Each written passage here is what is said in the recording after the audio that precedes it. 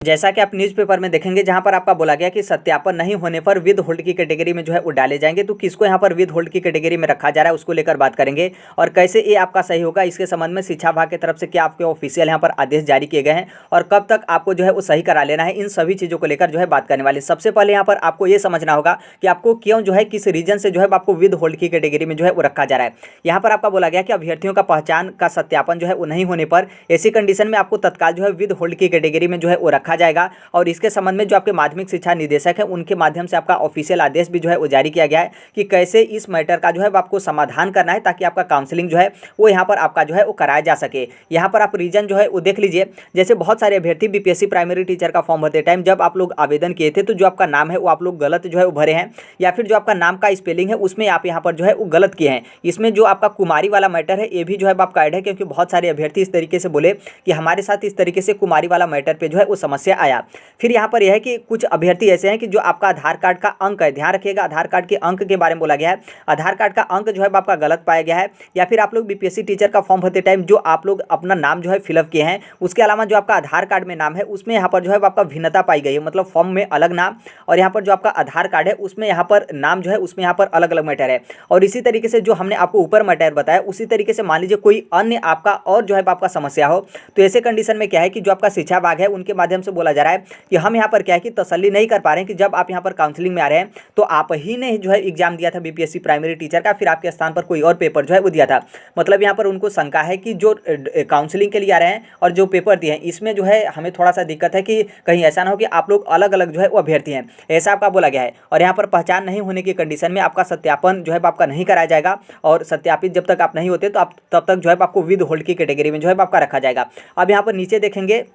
जो आपका शिक्षा निदेशालय है उनके माध्यम से समाधान बताया गया है। उससे पहले यहाँ पर आपका ओटीपी वाला जो है वो आप यहाँ पर देख सकते हैं। बहुत सारे ऐसे अभ्यर्थी थे जिनका यहाँ पर ओटीपी की समस्या के कारण उन लोग का यहाँ पर जो है काउंसलिंग नहीं हो पाया, इनका काउंसलिंग जो है वो लटका रहा क्योंकि इन लोग बीपीएससी टीचर का फॉर्म भरते टाइम ड्राइविंग डीएल सबमिट किए थे। यहाँ पर भी देखेंगे डीएल सबमिट किया गया है और यहाँ पर एक अभ्यर्थी है जिनका यहाँ पर पैन कार्ड जो है वो सबमिट किया गया था, जो कि बीपीएससी ने ऑप्शन दिया था कि आप आधार कार्ड डालिए या फिर पैन कार्ड डालिए या फिर डीएल डालिए। लेकिन यहाँ पर जब आप काउंसलिंग में जाएंगे तो यहाँ पर आपका आधार कार्ड कंपलसरी कर दिया गया है और आधार कार्ड का जो मोबाइल नंबर होगा उसमें यहाँ पर ओटीपी वेरिफिकेशन भी जो है आपका यहाँ पर कंपलसरी जो है वो किया गया है। तो इस रीजन से इन लोग का जो है काउंसलिंग यहाँ पर कंप्लीट नहीं हो पाया। अब यहाँ पर जो है आप जो आपका ऊपर समस्या था विद होल्ड वाला उसका यहाँ पर जो है वो समाधान जो है वो देखिए। यहाँ पर आपका बोला गया कि पहचान नहीं होने पर विद होल्ड की कैटेगरी में रखा जाएगा और आपको यहाँ पर कोई एक जो है कागजात प्रस्तुत करना है। मतलब यहाँ पर दो तरीके के आपके रास्ते बताए गए हैं, तो इसमें से यदि आप कोई एक रास्ता भी अपनाकर यदि आप डॉक्यूमेंट्स यहाँ पर सबमिट कर लेते हैं तो आपका जो काउंसलिंग है वो यहाँ पर जो है आपका करा लिया जाएगा। अब यहाँ पर ध्यान दीजिएगा, पहला यहाँ पर क्या है कि जिस जिले के आप अस्थायी निवासी होंगे,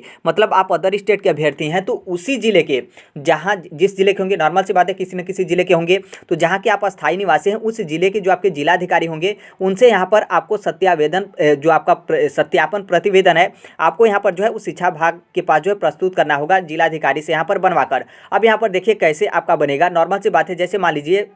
जो आपका आधार कार्ड का नंबर है, जैसे मान लीजिए आधार कार्ड का नंबर हमारा 4 5 6 7 8 इस तरीके से जो है हमारा स्टार्ट होता है, लेकिन हम लोग बीपीएससी टीचर का फॉर्म भरते टाइम इस तरीके से कर दिए हैं 4 6 5, मतलब ये 6 है इसको पहले कर दिए हैं, 5 वाले को दूसरे कर दिए हैं। तो नॉर्मल सी बात है, शिक्षा विभाग बोल रहा है कि आपका आधार कार्ड के नंबर में मिस्टेक है और हम ऐसी कंडीशन में आपका काउंसलिंग नहीं करेंगे। तो देखिए जिलाधिकारी के माध्यम से आप यहाँ पर सत्यापित करवा सकते हैं कि ये जो आपका 4 5 6 या फिर 4 6 5 ये मिस्टेक हो गया है। ये जो आपका आधार कार्ड नंबर है ये एक ही अभ्यर्थी का है, अलग अलग अभ्यर्थी का नहीं है, बल्कि यहाँ पर त्रुटिवश उसने उसके माध्यम से मिस्टेक जो है आपका किया गया है। उसी तरीके से जो आपका नाम वाला है, नाम में यदि मान लीजिए कोई स्पेलिंग मिस्टेक हो या फिर आपका आधार कार्ड और जो आपका फॉर्म भरते टाइम जो आपका नाम है उसमें भिन्नता पाई गई है। जैसे मान लीजिए हमारा नाम जो फॉर्म हमने भरा उसमें मेरा नाम अमरजीत कुमार है, लेकिन जो मेरा आधार कार्ड है उसमें अमरजीत नाम है। तो यहाँ पर क्या है कि जिलाधिकारी के माध्यम से सत्यापित कर दिया जाएगा कि जो अमरजीत है और जो अमरजीत कुमार है ये दोनों एक ही कैंडिडेट हैं, अलग अलग कैंडिडेट नहीं है। इस तरीके से आपका सत्यापित हो जाएगा। तो आई होप इसे जो है आप समझ गए होंगे। तो आपके जिस भी राज्य के रहने वाले हैं और जिस भी जिले से होंगे उस जो आपका स्थायी जिला होगा वहां के जिलाधिकारी से इस तरीके का आपको सत्यापन जो आपका प्रतिवेदन है वो आपको शिक्षा विभाग को प्रस्तुत जो है करना होगा। दूसरा यहाँ पर आप डॉक्यूमेंट देख सकते हैं। तो दूसरा यहाँ पर बोला गया है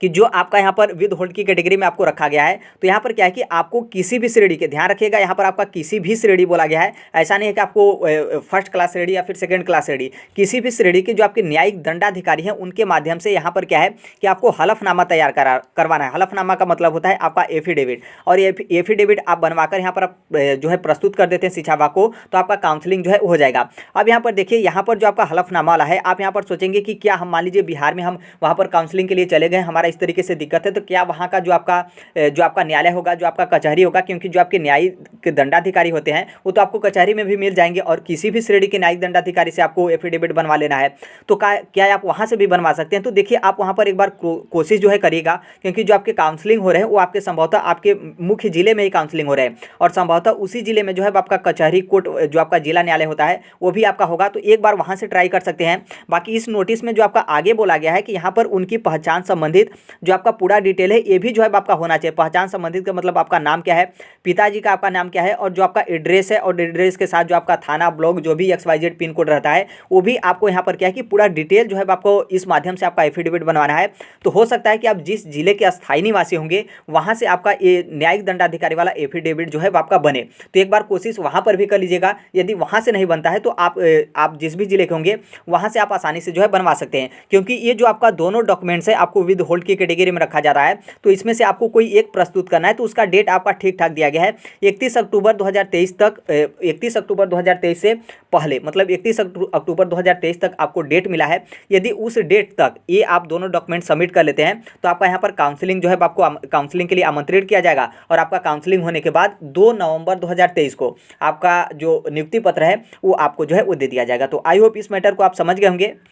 और पूरा कोशिश करेगा। और देखिए यहाँ पर क्या है कि जो आपका एफिडेविट वाला मैटर है, कुछ लोग बहुत नॉर्मल 10 रुपये या फिर 20 रुपये वाला एफिडेविट बनवाए हैं, तो देखिए आपके पास अभी भी समय है। आप चाहते हैं जो आपका एफिडेविट होता है 1 दिन 2 दिन में बन जाता है, और थोड़ा सा अच्छे खासे, मतलब नॉर्मल सी बात है, वकील भी आपके बनवा देंगे, तो थोड़ा सा उनको ठीक ठाक पैसा वगैरह दे देंगे, नॉर्मल सी बात है। आप यहाँ पर समझिए, आपका यहाँ पर सिलेक्शन हो गया है, ऐसा नहीं है कि आप सिलेक्शन से बाहर भी हो सकते हैं, आगे कोई चांस है, कोई यहाँ पर चांस नहीं है। आप यहाँ पर काउंसलिंग में शामिल होते हैं, आपका फाइनल लिस्ट में आपका नाम आ गया है, तो इसका मतलब साफ है कि आपको यहाँ पर नौकरी मिलना पक्का है। तो इसलिए पूरा कोशिश करेगा कि बहुत सारे ऐसे अभ्यर्थी हैं कि जो 10 रुपये या फिर 20 रुपये वाला सस्ता आप लोग यहाँ पर एफिडेविट बनवाए हैं, तो उसको आप लोग मत सबमिट करिएगा, बल्कि आप ओरिजिनल जो आपके न्यायिक दंडाधिकारी हैं उनके माध्यम से अच्छा वाला बनवा लीजिएगा, और ये आपका तुरंत एफिडेविट बन जाता है। इसमें उतना जो है आपका समय भी जो है आपका नहीं लगता है। तो आई होप इसे जो है आप समझ गए होंगे, और थोड़ा सा भी इस मिस्टेक को लेकर जो है आप काउंसलिंग के लिए मत जाएगा कि ठीक है हम वहाँ पर जाते हैं काउंसलिंग के लिए, वहाँ पर जैसा होगा वैसा देखा जाएगा। देखिए यहाँ पर आप रीजन देख सकते हैं, बहुत सारे अभ्यर्थी काउंसलिंग कराकर आ रहे हैं, तो कहीं ना कहीं जैसे जिस तरीके से बोला जा रहा है